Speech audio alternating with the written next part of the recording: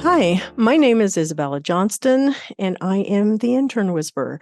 Our show is brought to you by Employers for Change, and today's tip of the week is continuing our series on unconscious bias. This one is called confirmation bias. This type of bias is when we have an inclination to draw conclusions about a situation or person based on your personal desires, beliefs, prejudices, rather than an unbiased merit. So, when hiring, confirmation bias often plays a detrimental role at the very beginning of the process when you first review a resume and form an initial opinion of the candidate based on inconsequential attributes like their name, where they're from, where they went to school, and so forth. This opinion can follow you into the interview process and consequently steer questions to confirm the initial opinion of the candidate. So, how can you avoid any type of confirmation bias? Well, one way is to ask standardized, skills based questions that provide each candidate with a fair chance to stand out. This will help prevent your team from asking too many off the cuff questions that may lead to a confirmation bias. We want to thank bulletin.com that created this list of unconscious bias tips that we are sharing here, and we look forward to being a resource to the community with this collective wisdom from out in our world. Thank you. Okay, so I want to welcome to the Intern Whisperer. Our show's all about the future of work and innovation. Christa Santos, she is the president of CKS Marketing. She specializes in providing strategic marketing solutions for a variety of clients and industries and holds a master's in public administration from UCF. Go Knights. She is active in women's entrepreneurship efforts and the president-elect with NAWBO, which has over 10 million women-owned businesses as members in the United States. So our show is, I'm so excited to have you, Christa. I'm very excited. We always talk about education, innovation, and the future of industries. And we kick the show off and say, tell us 5 words that describe you and why those 5 words. Okay. Well, thank you for having me here today. I'm excited about the opportunity and looking forward to share with your listeners and viewers. A couple words about me. I would say trustworthy. My clients know that they can count on me to deliver when they need to, and I'm there for them. Passionate. I think as an entrepreneur, you need to be invested, and it doesn't make it feel like work. It's something that you enjoy. So you have to find that passion.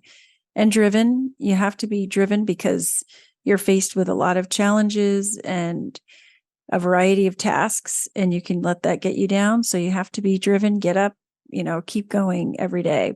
Creative, thinking outside the box. I love innovation and collaborative. I love teaming with others, exploring opportunities for synergy and growing those opportunities. Well, I like how succinctly you package those together. That's really good for a marketing person to do. So you have a gift of being very concise with words. So that's excellent. Thank you. Next question is always like, where did you go to school? How did you get to where you are now? What was that journey like? So you can wind us down there. Feel free to add anything about CKS marketing and then also NAWBO if you want to. Okay, thank you. Well, I started as a student at UCF. I loved UCF. It was a great opportunity. I was involved in student government, really got my foot wet by doing public relations and helped with preparing the ads and, flyers that would get the students to the football games. And then I emulated one of my sorority sisters. I was an Alpha Delta Pi sorority, and she was involved in the Miss UCF pageant, and she put all the things together. So I became involved in Panhellenic and created that brochure. And so over time, used the Mac Lab, learned desktop publishing. And then I graduated, and the job market was not great for, a female. And I was, given clerical administrative opportunities. That sucks. It really did. And, I felt like I've interned. I've had all of this experience. I've written for the newspaper. Why am I not getting the same opportunities as men with the same degree, maybe less experience? So I looked at my resume and made a few calls, and Channel 9 took me on and brought me in as an intern, but after graduation. So I had to answer the phone, do the hotline, and then I was exposed. I just kept asking for more. I always asked for more things that I could do, try to find things to make myself useful. And then I recognized that I didn't like doing the topicals. When the team would come in with the video footage and trying to put something together for the 5 o'clock news, in an hour and 15 minutes. The pressure was, I liked working in a fast-paced environment, and I did yearbook and newspaper in high school, but this was not the fast-paced environment I wanted. So I volunteered with nonprofit organizations, the Parent Resource Center. I would write scripts for speaking engagements, press kits, design flyers and brochures, and worked with a lot of nonprofits. And one of my sorority sisters needed help with the MS Society, and I helped her with that and helped organize about 3,000 volunteers for their walk. And it was a very big undertaking. So that led me to getting a job with Disney. I learned the convention services side. I would put the banquet event orders together and learned about the fairy tale weddings department. And then I kept trying to, use my degree. I wanted to get into marketing, and the opportunities were just not there. So eventually I got a position to become executive director of the Arthritis Foundation. And it was a 9-county service area. And I had to build a new board of directors. I had to go to health fairs. Some of the major accomplishments that I'm proud of is that we established a clinic for the medically indigent, and we partnered with the Paul Newman Boggy Creek Camp for juvenile rheumatoid arthritis for the children. And that was a big milestone. I'm curious, when did you do that with the Arthritis Foundation? That was between 94 and 97. Okay. Yeah. And then, we did the Jingle Bell Run and did lots of media opportunities, health fairs. I got a car donated by Saturn of Orlando. That's impressive. That's hard. And the car insurance from Progressive, because I read in our Arthritis Today magazine that they had an ergonomic steering wheel. And then I heard on the radio they were giving a Saturn car for Teacher of the Year to explore Saturn. And I thought, well, if they would do that, maybe they would do that for us, because we have to go through all these 9-county service areas and bring brochures, and we have, cars that are not really reliable. And so sure enough, if you can dream it, you can do it. You put the proposal together, got their attention, and we got the car donated. They had the logos put on the side of the car, and they did this for 5 years. Wow. So is that how long you were ED? Partnership. I was there for about 4 years. Yeah. Okay. So great experience. And then I had a couple of other opportunities, worked with juvenile rheumatoid arthritis, did amazing. I never thought I could do a walk and raise over $300,000, but we did $330,000, and then did the first Brevard County walk, and it raised over $80,000. And the key was getting the CEOs to commit and then get their list, and then find that common thread, finding someone that was affected and impacted by arthritis or rheumatoid or diabetes, and helping them tell their story. And that was really the storytelling part that came to light. And then that propelled me to Central Florida Innovation Corporation. I almost didn't call them back. I got this voice message and I was like, CFIC, what is this? And I learned all about the world of entrepreneurship, and it really opened my opportunities at that point. And I worked for CFIC for about 7 years. And what is that called? CFIC, Yeah. Central Florida Innovation Corporation. And we put on our first angel investment conference, and that's where I got connected with UCF and Tom O'Neill and the Office of Research, and just a lot of interesting people in the community that really worked to build entrepreneurship to what it is today, and the exposure with the Orlando Regional Chamber and the Economic Development Commission. and so many other economic service organizations. And then at that point, CFIC was closing. Central Florida Innovation District? Corporation. I found the corporation, but it's not there. But they now have something called Central Florida Innovation District. So wasn't sure.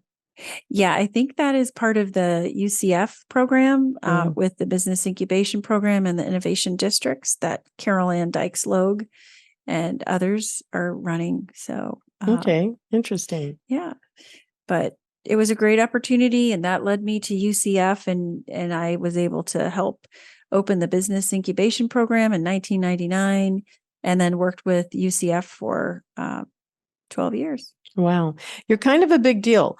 I'm just going to say that because as you've been talking, I'm over here going, let me look this up and look this up. And your name is like all over the place. Your little fairy of, sprinkling gold dust all over everybody that's in here. And it's very impressive to have raised over $300,000 for the Arthritis Foundation. That is a hard thing to do. Juvenile Rheumatoid Diabetes Foundation. Yes. Yeah. JDRF. But yes, it takes a lot of people. And John Hillenmeyer, who was with Orlando Regional Health at the time, he was our chair. And Mike Means was the one for Brevard County with Health First. So when you were over there at the TV station, that sounds like it was pretty fun too. And it's hard to get your foot in the door into anything that's in TV. I know that. It's like getting into sports. You have to know somebody. Yeah. So the fact that you got in there, I mean, it says something for you. You're tenacious. I'd add that as a word to you, that describes you. So, and you know how to deliver impact. That's powerful. Thank you. It taught me a lot about resilience and about, not being afraid to go after things that you need, looking at your skills and figuring out what the gap is, and working to, make lessen the gap. What can we do to make ourselves more attractive for the next opportunity? And then when you have a goal in mind, you work toward that. That from the short little bio that you did of your journey, that's what I was gathering as I went. So you know how to connect the dots for sure, and you understood the focus is always on the other person. So the user experience, whether it was the group that you're raising money for, or the nonprofit itself, or always the what's in it for me, who you're asking them to give something. That is good. I'm going to have more conversations with you because I think that I was in fundraising too, but I bow to you. You're really very, very good at this. Very good. Yeah. It's not easy. It is not, but you have a skill for it. Well, thank you. So let's talk about your business now. Okay. So let's hear more about it. Well, I had just had my daughter in 2003 and, was coming back from maternity leave. And that's when I got the news that unfortunately CFIC was closing. And at that time, I had to make a decision about what I was going to do and came back and I just, kept being surrounded for so many years with entrepreneurs and, startups. What can we do? And I really thought, well, I'll let people know that I can do work on projects.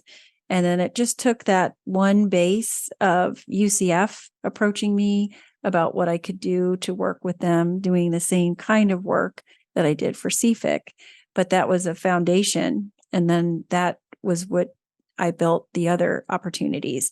And they were referrals because it was the good work that you did in your current position and the connections that you made, that your work stood out and was a source of referral for others. And I'm mindful of that and tried to make sure that I, when I would work with my interns, I probably had over 100 throughout the course of my career, making sure that I would give them the same training because I think, you get the expectation, you go to school, you're going to do all these great things. And then reality is a different story. And it's a struggle, but you can make lemonade from it and you can build, or you can be frustrated and you can be a victim of whatever fate, hands you. So I really wanted to have a career in marketing.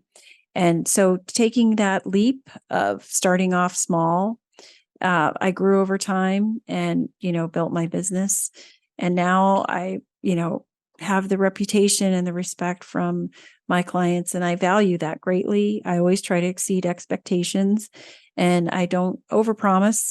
I'm always honest, and I want to make sure that, the companies that I work with benefit, and I look at it as extreme home makeover for clients, for businesses. Yeah. And I love the creativity, and I have to feel connected with the people that I work with.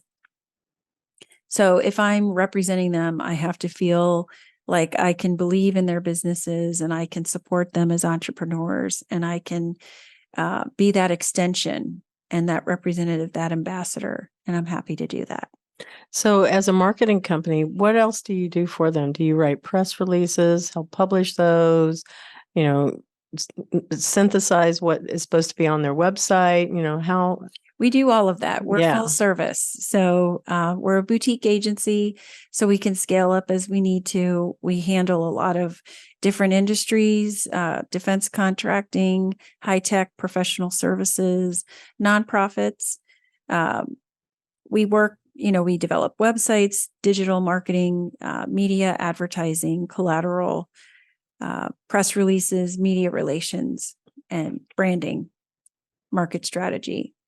Is that how you got to StarterStudio? Because I know that's where I think I first officially met you, is through StarterStudio. Yes. And StarterStudio is one of the companies or nonprofits that I worked with through UCF and the time that I was there. And then after, leaving and creating my own business, then they approached me about doing some project work and, help them. So that's how it usually happens. And, it's a great honor to be part of the story. I was part of the marketing support to help launch StarterStudio when it came. And you mean when it was Starter, or before that, even with Canva? That, yes. Yeah. It was Canva. Well, wait, Canvs. It was Canvs, right. Yeah. Kirsty Chadwick and Donna McKenzie and that's and the deep gang. because I feel like I should have known you then, but I didn't. I didn't meet you until like Lillian stepped in. Lillian Myers. Yes. And she was the one that contacted me for StarterStudio. Yeah, that is so crazy. It's like you've always been there. The Kevin Bacon, 6 degrees. Yeah, I know. We're like this. And just so our listeners know, I'm like making my hands going like airplanes, but they're flying over each other. So it's like, and I had never met you, and I just think you're amazing. So thank you. Yeah, very much so. So I love this story, as you continue to evolve it even more. What are you branching out to, and what is the next thing that you want to branch out into? Because you said government, nonprofit, startups, you have corporate. I think we've been talking about podcasting because you have a client that wants that. What? Yes, that's my new, area to grow. We haven't really done anything in that before. So, I've been around it. I've helped with topics on the area to provide to podcasters, but for me to develop our own, and moderate, that'll be a new exciting thing that, project that I take on. So looking forward to that. And also, it's the value of being able to collaborate with others. That's where the collaboration comes in. So, talking to folks like you and others along the journey, like Christa Santos and so many, it's great to be able to share and help one another. So it is. You're very relational, is what I also have discovered. And I think that's how you're very successful with capturing new clients, is because you are relational. Yes. Yeah. Thank you. That's the secret to sales, is really focusing on, again, user experience, customer experience, relationship building. It's key. But I think it's important to hear what they need. So many times we speak at them, but we need to listen, and we need to understand where they're coming from and what are the challenges that they're facing. In fact, I had a meeting with a potential client today, and it was very moving. They found me from a radio station that I had been a supporter from for a long time. And we met and we opened with prayer, and, they were emotional about what was going on. And, for me to be able to help them is such a reward and a challenge at the same time, but it's exciting. And at the end of the meeting, it went in my favor, and I was, grateful for the opportunity that I can, help this organization. So. Gotcha. Well, you're also very involved in the community. I know you don't have all of your volunteering on your LinkedIn because I was going over your LinkedIn, earlier today just to see, oh, well, what are all of the volunteer things? They are not there.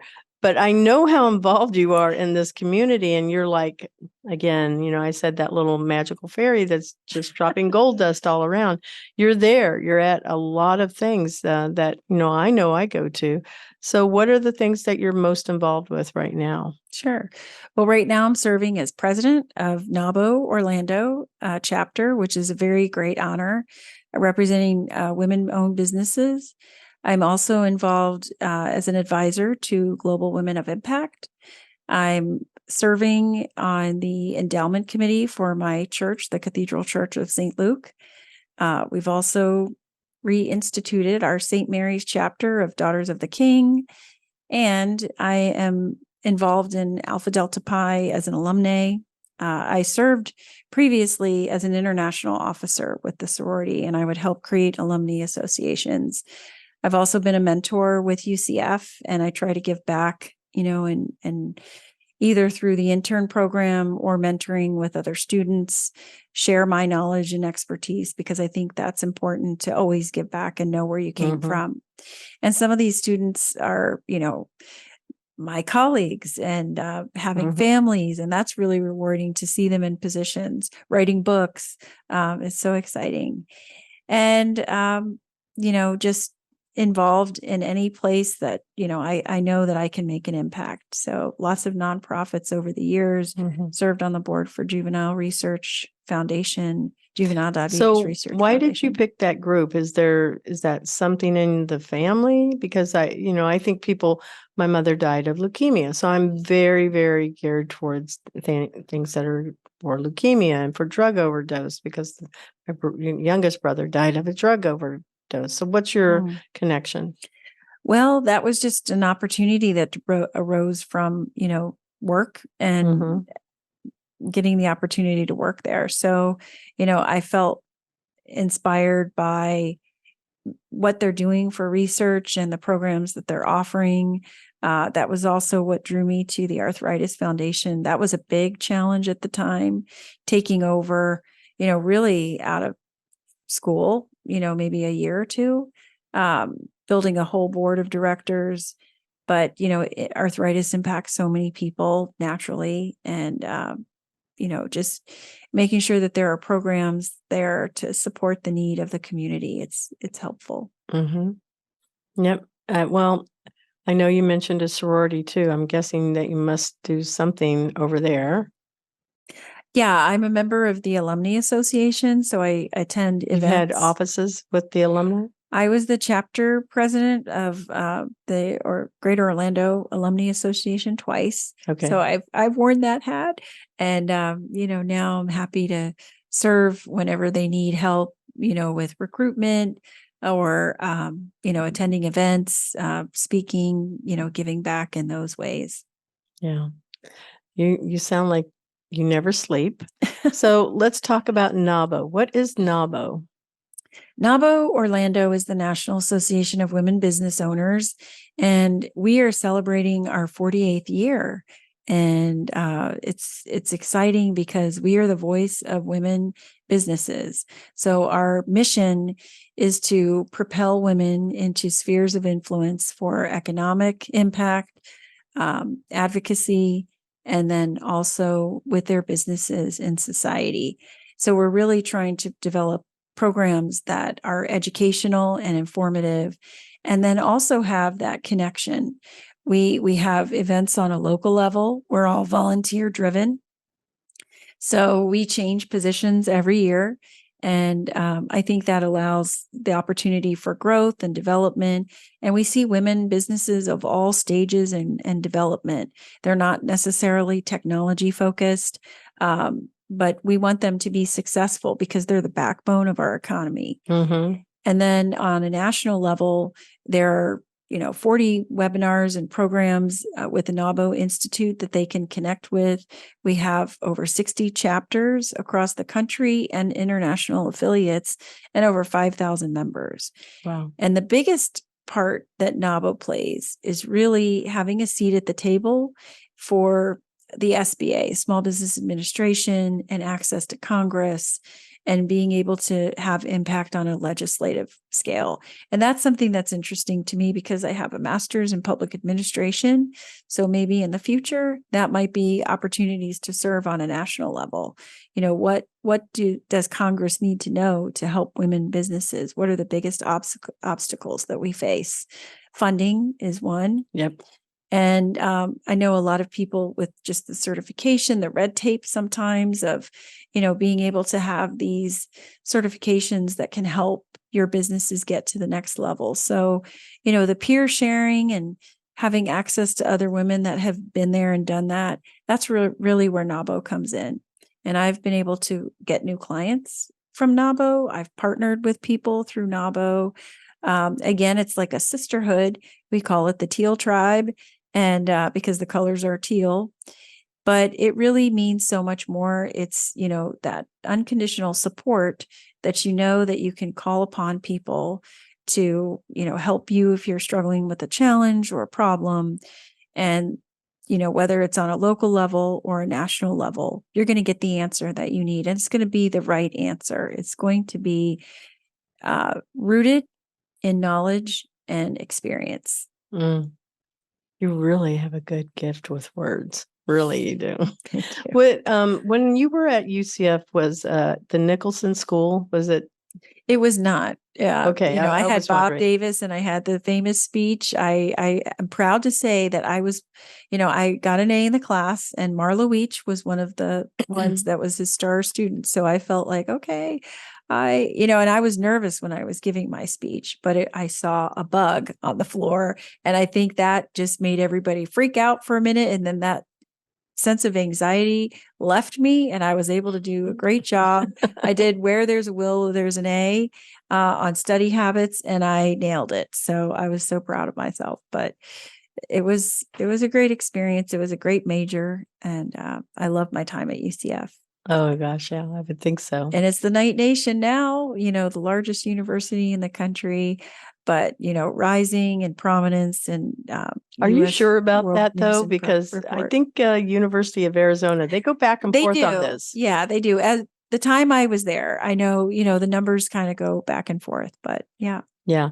And I think that the reason why, the numbers could be the same, but University of Arizona is so big based on their online program. And I think that's where because they count both sides on the Yes. ground and versus the other. So I think UCF is unique though, because of the collaboration and the partnerships.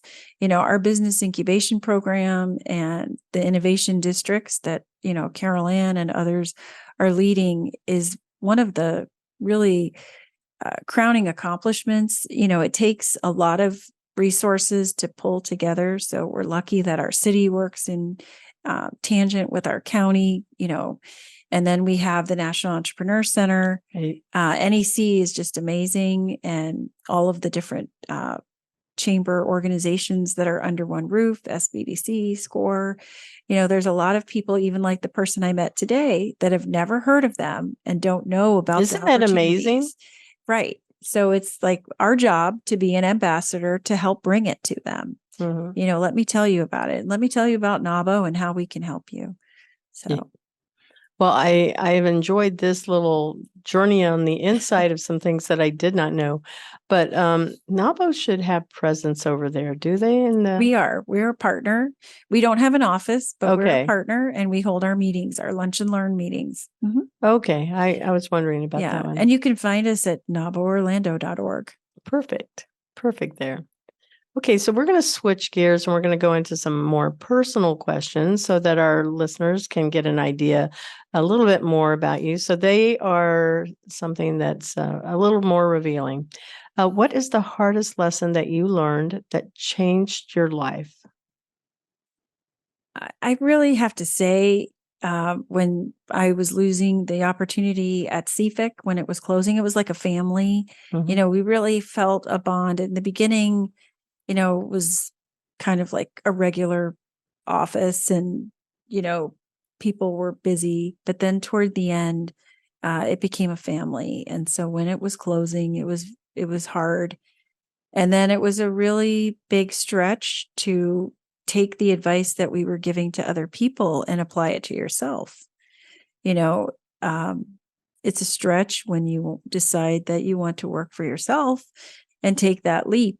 And then there's some faith, where we don't know exactly what's going to happen on the other side. So we have to be a little brave and courageous to take that step. We could fall or we could stand, and so I just felt like, all the things were leading me in that direction. When you know that you don't face insurmountable odds or challenges and things just sort of open naturally, Mhm. that to me is a sign that I am being guided, but you have to be open to receive.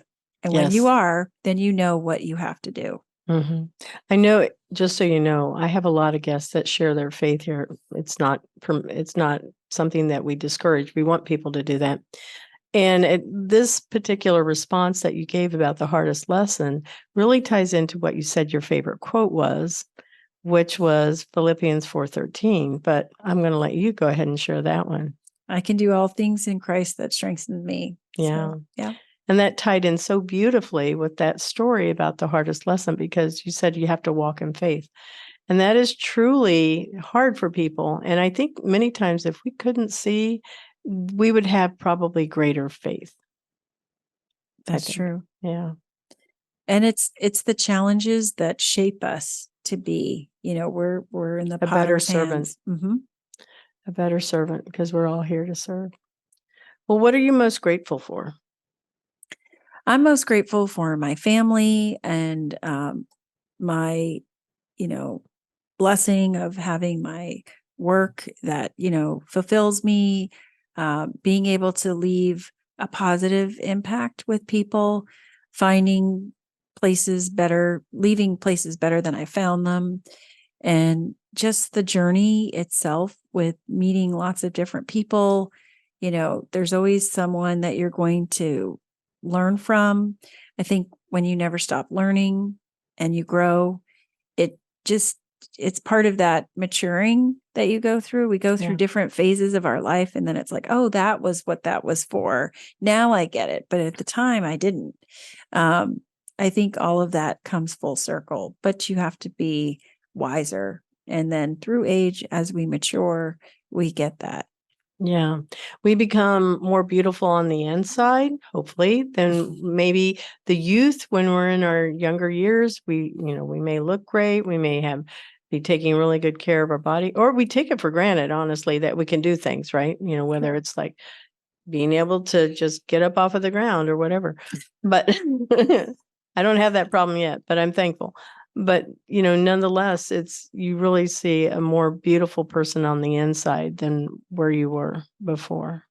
Yeah. Well, and I think a lot of the challenges that we face with COVID and, Mhm. so many things that have stretched our way, you don't think those types of things change you, but they do.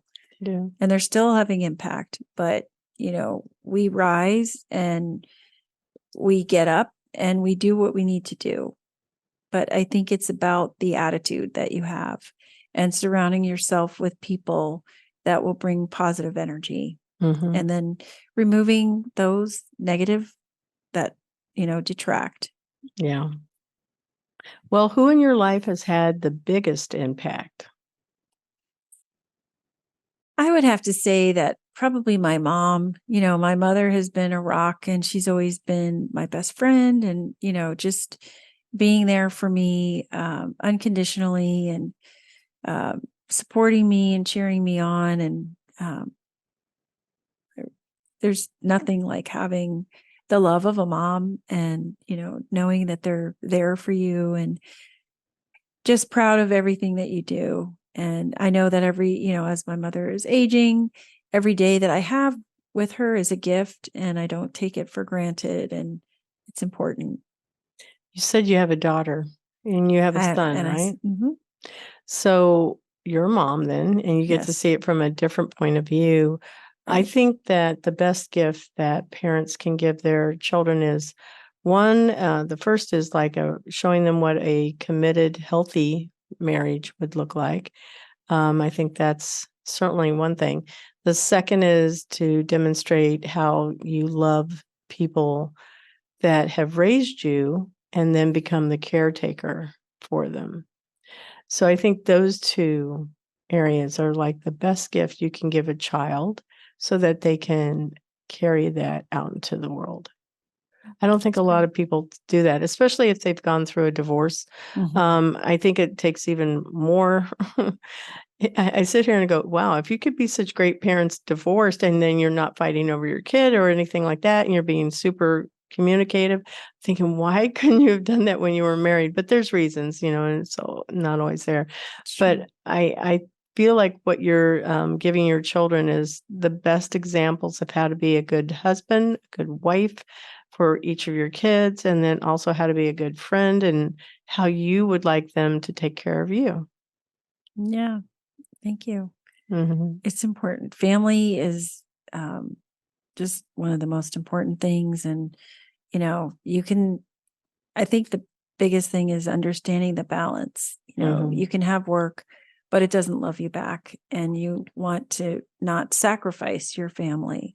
So it's, that's always the challenge is how do you balance all of those things?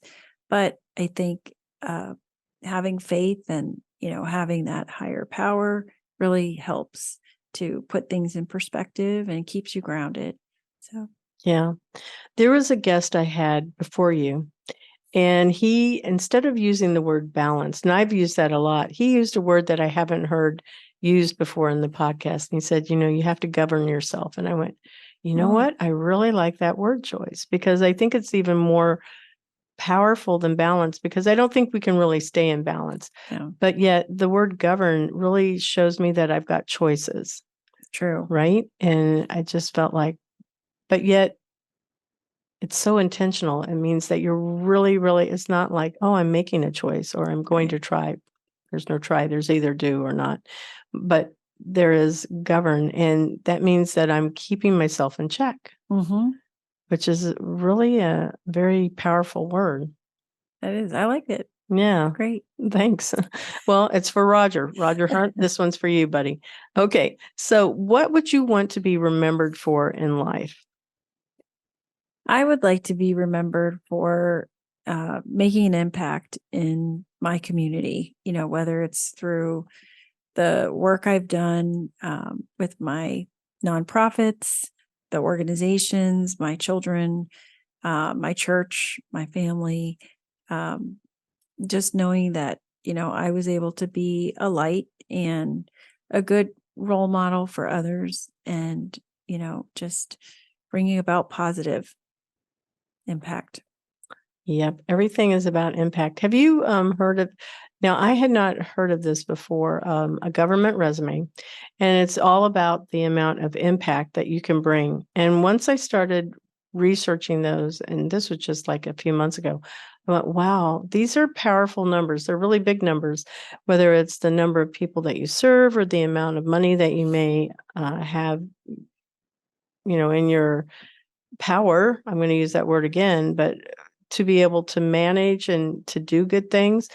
It was just an incredible resume. And I went, I think we should be learning this at the beginning when we're first creating resumes, because it's really hard to go back in your life and go, well, what did I do with this? With this opportunity that I had to be, just like you said, something that was a light, Do you have that kind of a resume? Do you know what I'm talking about? Have you seen them? Because most people have not seen them.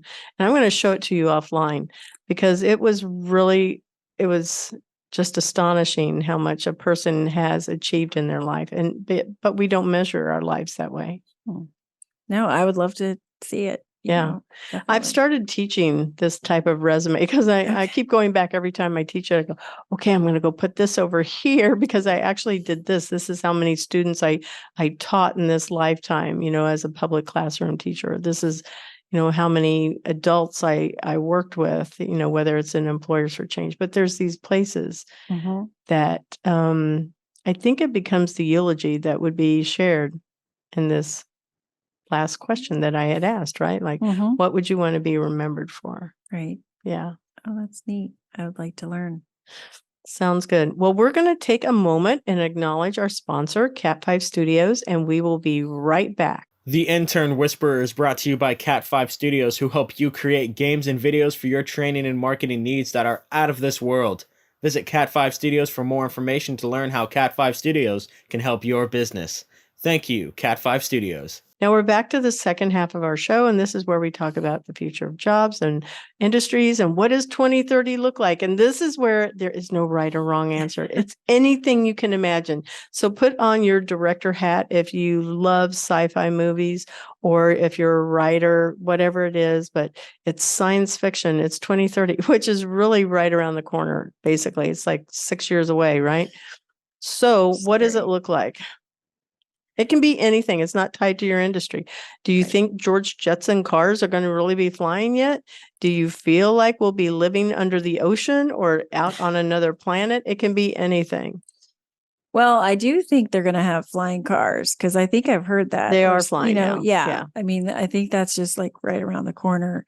And then I forget where it was. I don't know if it's in Dubai. It was that city that they're raising that's like,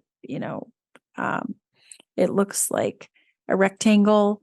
And, when you say that they're raising, do you mean that they're building it or they're actually excavating it?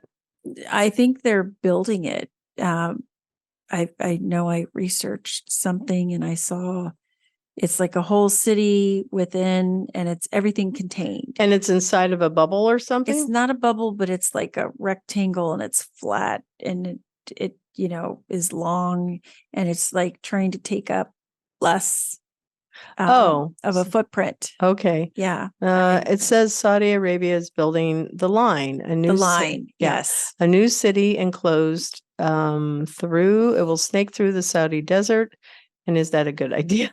But it's 105 miles long. Wow, a tall and narrow strip of a city with 9 million residents and running entirely on renewable energy. Yeah. Wow.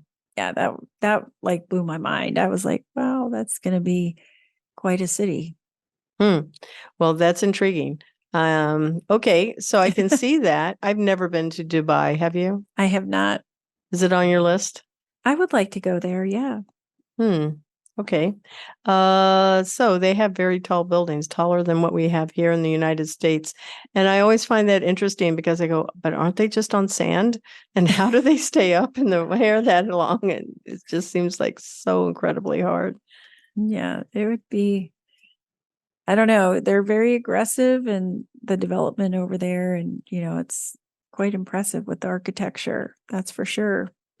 Okay, so going back, flying cars, what else are you envisioning?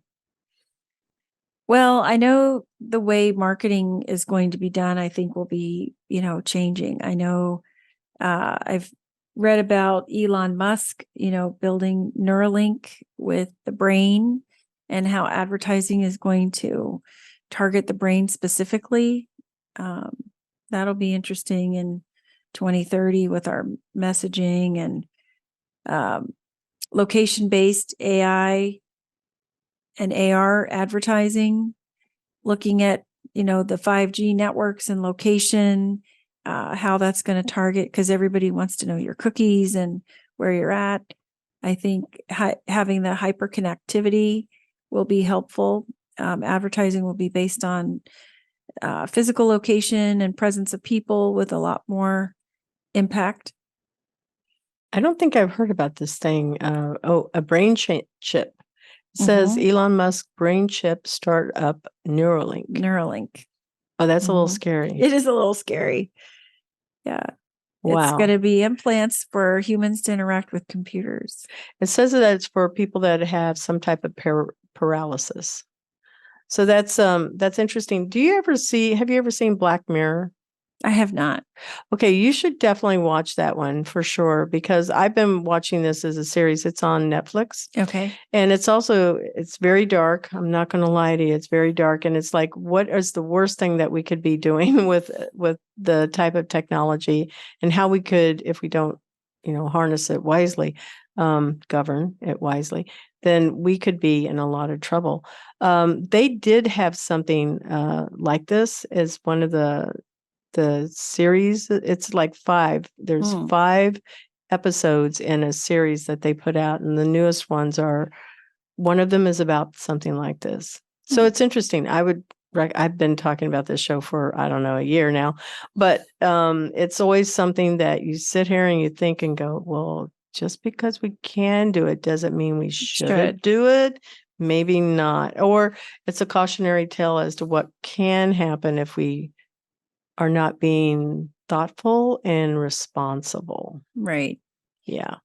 And that's the terrifying, thought right now with Terminator and those types of things. They used to be very futuristic, but I know Elon Musk has come out and said, we need to be careful about the AI and, what the negative impact is. So, but yet he's doing this thing now. I know. Neuralink, and I'm sitting here and I understand it's for people with paralysis. So there's, we'll say that there's a good thing. And I can't even talk about it because I have just been, as you continue to talk, I'm going, okay, what's this? What's this? And I can, look it up and look at it later, but I'm going to go grab this link here and then put it in the notes. But I find this intriguing that we have people that are doing these things, but yet, I don't know if they really think through it all. Do you think Elon, I don't know, does he really think through things like he should? I think it's hard for anyone to really think through because there's so many That's avenues. why you have to have advisors, right? Right. Yeah. And it's a risk. I mean, obviously you want to progress, and then now everything is Chat GPT and AI, and it's kind of, you have to embrace it. But there definitely needs to be some higher connection, so that it doesn't get in the hands of adversaries. But that's the challenge. I totally get it. I totally get it. And that can keep you up at night. So, yeah. So you've been working remotely since COVID. I know you mentioned it earlier. And so when we look at how you were working before COVID and how you work now, do you have a preference? I have always been remote. So, it really didn't matter for me with COVID.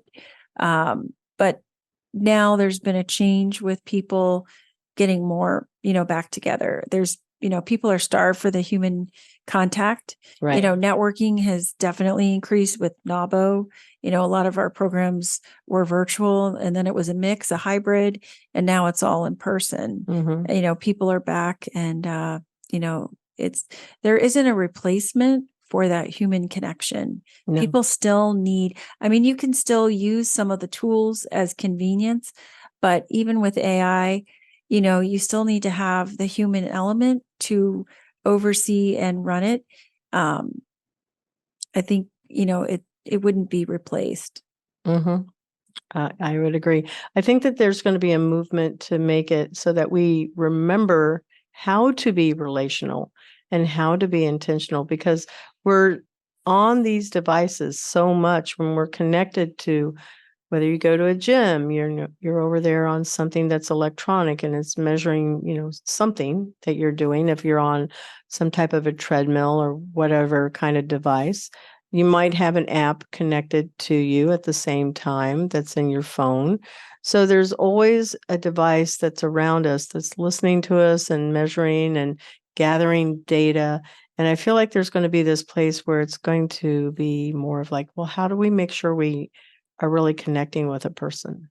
Well, and I think that ties into a lot of what's happening with the youth today, with the rise of depression. Yes. And, social media, and just not having the physical relationships, the young people are definitely more tuned into scrolling on TikTok or, what's happening on their digital devices, and they're not having those relationships as much. So it's important for them to get into sports and to get into clubs and to get back to basics, like just, the movement from farm to table, knowing where your food comes from and being part of that sustainability. Yep. Just getting out and playing, recess. I know they were trying to take that away for a while, but the brain needs that to process. And there is a connection with the mind body. And so, I think the simpler things that we had, it shouldn't be replaced. So there needs to be that governance or that balance, where we can have a combination, because, all digital and no other, you can't really survive. Your body needs that connectivity and just going through it, that immersion. There's an app that I had tested out for a little bit to help me sleep. Help me sleep better.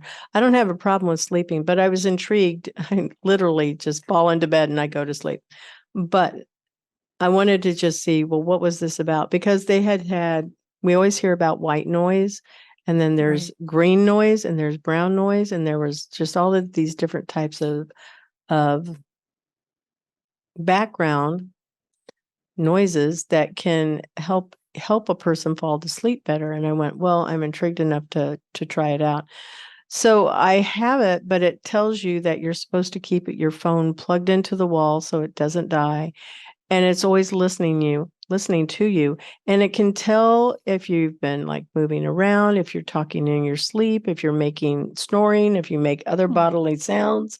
It'll tell you all of that. And I went, I don't know if I like the idea, because that's information that maybe I want to know. Right. But it's also meaning that somebody's gathering that information for Absolutely. some reason. Well, and that happens now. Like you might have a conversation and then, a couple minutes later you look on your phone and got an ad. Exactly. And so it's like, really? But they're listening. Yeah. Constantly listening. And where it goes, I don't know. Yeah, very much so. Okay, robots. What do you think about robots? Do you know Wendy Austin? I'm pretty sure you have to. She's with the First, and she's been a guest on my podcast. And just so you know, so was Carol Ann. So I hope you go listen to Carol Ann's. I liken her to that movie Hidden Figures, where it was the black women that came into NASA, and they were, helping with all of the type of math issues that they were having. And she was like that. So if you watch or listen to the show, you're going to go, wow, she was one of the first people that were pioneering as a woman in this field of STEM and tech back then. Yeah, she's amazing. Anyway, Wendy Austin with the First, she is the executive director of a group that helps from kindergarten to college age build robots, kids. Oh, of all sizes. Yeah. And they compete in these competitions, and it's pretty fun. I was really impressed, and her show has been one of the fan favorites, is what I've noticed so far. Gets downloaded a lot, but her background was in theater, and you would love this woman. You're going to want to meet her now. Meet her. Yeah. Yeah. And that reminds me, as you were talking about STEM, I forgot to mention Tech Sassy Girls. I've been involved with them for about 10 years. Dr. Lane Powell. And, they do a lot of program, the Pearls in Tech. They just had over the summer, these 6-week work internship programs where the girls learn new skills and graduate with opportunities for their career development. And the tech conference that she usually puts together once a year, because they're able to see the role models of people who have been in these positions and do it. And then that inspires the girls. So serving the underrepresented middle and high school girls so that they can pursue STEM careers, feeding that pipeline. She does great work too.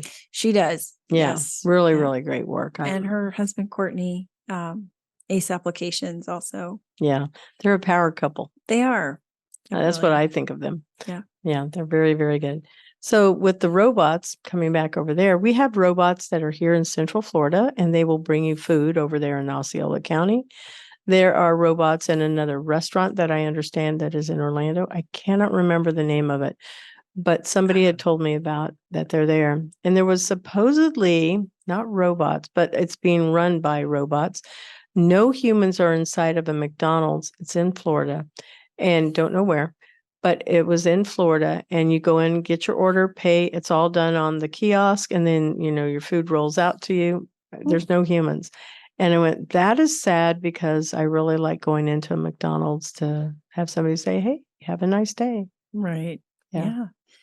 I know that's the combination, the advent of technology and then what it means for workers, Yeah. where Those does first that lead? jobs, right? Right. We're talking a lot about youth, and those youth may not be people that would go for a typical programming degree. Not everybody. I was not meant to be a programmer. And that helps with customer service, because Mhm. when you work a job, I did customer service on the phone for Disney. So, Mhm. Having those positions helps you for other things, learning how to talk. Yes. And understand how to work and behave differently in a work environment versus school versus your personal life. That's very different personas that we present. Absolutely. Yeah, Mhm. that's going to be interesting. Well, that's also one of the things for marketing. They're going to have bot optimized marketing. So What is that? where you're going to be, content and marketing copy is not just going to be addressing people, but you're going to be selling to bots. So, whether How do you sell to a bot? you're going to be appealing to shopping criteria, that's going to be interesting. I don't know how that works exactly, but We'll have to go find more it'll about be a that. trend. Yes. I think you should talk about that. That should be an article you write. Okay. Yeah, when you Yeah, have extra yeah. time. Yeah. I would like to. I mean, it's interesting to see how technology is impacting all the things that we do traditionally. But, I think there's still the combination of what works in the marketplace. So I don't think that will go away, but it's interesting to see how it changes. Mhm. So we've been talking a lot about how this can impact all different types of people, but what about the ethics? Something that I was looking at is there an ethics board that's out there with AI and how it's being used in the world? And I was doing a lot of research on this, like, I don't know, 3 weeks ago, to see what committees there were. I know that World Economic Summit, that always comes up, and they address these kind of things there. But World Economic Forum does have an interest in this area of ethics and AI, and there's other groups that are forming around it. So I was interested in starting something, if it's not here in Central Florida, where we address the ethics of STEM, of technology, of AI, and the impact that it has in our lives, but also as it relates to jobs. Because if I have a Down syndrome person, they may not have the ability to be one of these things, but they could have been the best McDonald's greeter in the world. Mhm. So I feel like we need to protect Mhm. some of these things that are there that help remind us to be aware Mhm. of other people around us. Sensitive. Mhm. Yeah. Yeah, there's value in so many different levels of work that people can do. And when you just remove it completely and make it automated, I think that is a missed opportunity, because it could be something that humans still do. So I would like to see that, that's not forgotten, Mhm. so people can have those opportunities. Yeah. I like how you said that it could create a missed opportunity. That's key. That is really, really key. And it's important to remember that these are always opportunities that we have. And instead of just racing through our life, we should be more slow and just really notice what's around us. Well, every experience that you have prepares you for something else. Mhm. You may not know it at the time, but when you started out and you were in customer service and you were, interfacing with the customer and taking the order or handling the cash. That was preparing you for how to deal with people. And, then you go to your nonprofit work and you are, dealing with people that need questions about arthritis and the, aquatic classes or, different things that are going on. So, everything prepares you for the next part of your journey. It's just how you approach it. Maslow's theory, being very self-aware. Yes. Yeah. Yes. And self-awareness starts with noticing people around you, not just flowing through life. This has been a great interview. It's been very deep, I think, deep. And I appreciate that quite a bit. It's really hard to believe this has almost been an hour. So best mentoring advice that you would want to share with our listeners? I think it's to teach somebody how to do your job. So, when you're looking to mentor others, you're looking to create your successors. And, holding things to the vest, I think limits, because we want to be able to share. It's about sharing.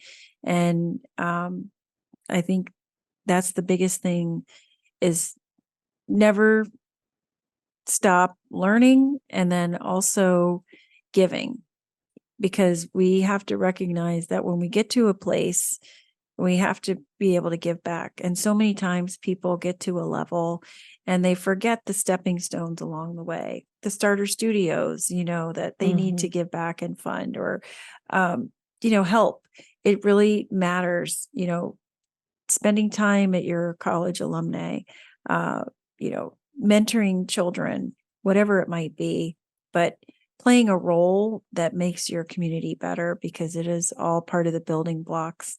And we all want the same things. We all want success and happiness and good outcomes, positive outcomes. Yeah. How can people get in touch with you? They can find me on my website and my social media. My website is cksmarketing.com, and I'm on Facebook and LinkedIn, Christa K. Santos, and Instagram. Well, let's spell Christa. Oh, CHRISTA. Yep, there you go. Yeah. Yeah. And Instagram, cksmarket.com. Gotcha. We also included your LinkedIn account, so people can reach out to you there. And I think you mentioned the Instagram one, But yes, all of this will be published on the close card of our guest. We always do a contact card for the guest so people can see that. They find that on YouTube for sure. Great. Well, it has been delightful having you here as a guest. You're awesome. And I'm really, thank you. Make it easy. You're great. Thank you. But I really learned so much more about you that I just didn't know. Oh, thank you. Yeah. We want to thank our sponsor, Cat 5 Studios, and thank you to our video team, Gabe Laporte, Tommy Myers, Andrew Pigot, and Julissa Hurtado. Music is by Charles Lawrence Lead, and you can visit Employers for Change at www.e4c.tech to learn how you can create real diversity and inclusive culture while skilling your people for the future work. Thank you for supporting the Intern Whisperer by subscribing to us on Podbean, our Employers for Change YouTube channel, or streaming from your favorite podcast channel.